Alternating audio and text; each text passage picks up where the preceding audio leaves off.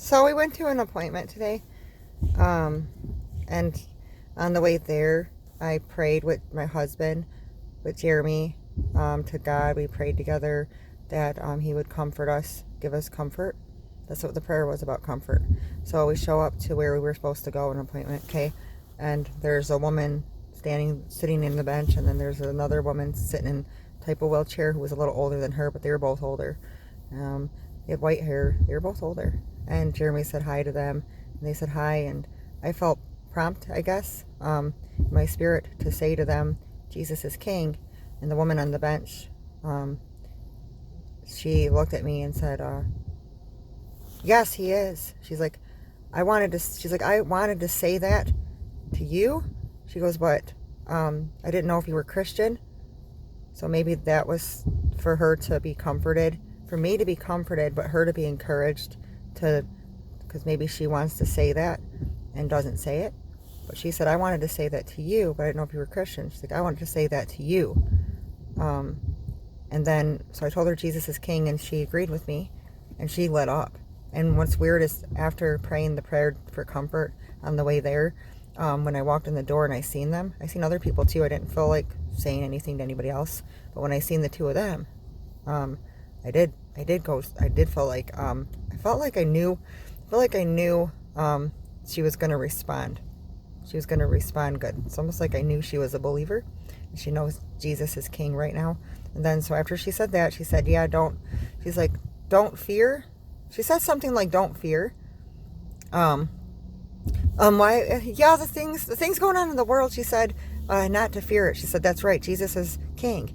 And I started explaining how he's King really quick. I just said, when Jesus ascended, resurrected from the dead, and he finally went back to the Father, and when he went back to the Father, I said, at his resurrection, in Psalms, open up ye doors, heaven's gates, and receive your King of glory.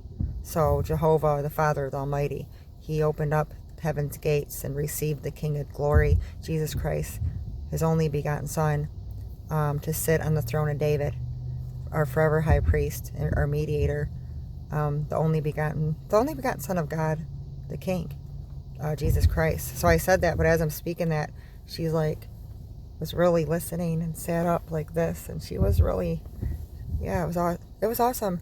And then on the way home, after the appointment, I'm looking out the window, and we're watching like the water. People are on their boats, perch fishing, and I told Jeremy, I said, that's really strange. I was sitting here like just kind of calm with nothing on my mind, and suddenly what happened, walking into that appointment, the women sitting there, the interaction that we had, that thought came to my mind and replayed it.